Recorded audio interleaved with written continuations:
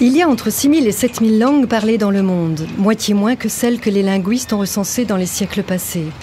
Internet, nécessité de l'écrit oblige, n'en a absorbé pour l'instant que 1400. À l'Organisation des Nations Unies, une institution qui regroupe 189 États, on n'en a retenu que 6.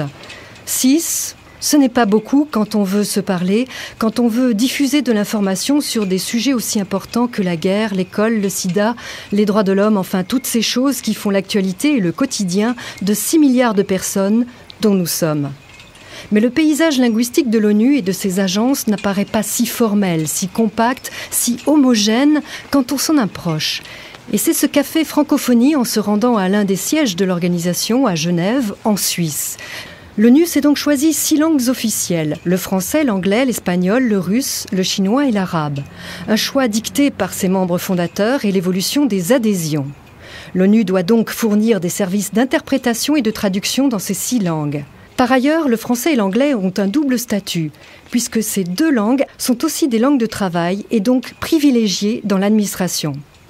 Ce n'est pas simple et c'est encore moins simple quand il s'agit d'autres agences des Nations Unies, comme l'explique Louis-Dominique Ouédraogo, inspecteur des Nations Unies, auteur d'un rapport d'enquête sur le multilinguisme. Ça varie d'une organisation à l'autre et à l'intérieur de la même organisation, ça peut varier également. L'Assemblée générale et le Conseil de sécurité ont ces 6 langues à la fois comme langues officielles et langues de travail. Mais si on prend un autre organe principal qui est le Conseil économique et social, les langues officielles sont les mêmes 6 langues, mais les langues de travail sont anglais, français et espagnol.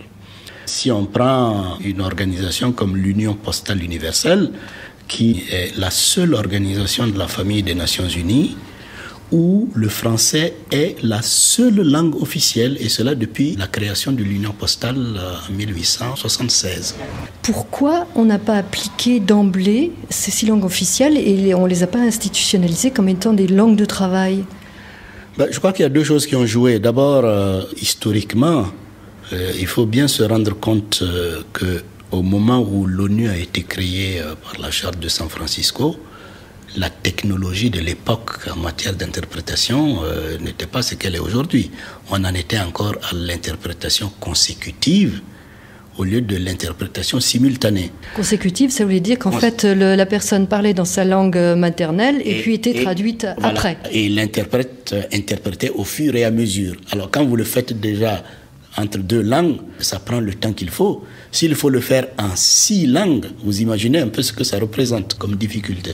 Je crois qu'il y a d'abord cette première problématique. La deuxième problématique qui est évidente, c'est que ça a un coût. Plus de langues il y a, plus de ressources il faut pour assurer et l'interprétation et la traduction.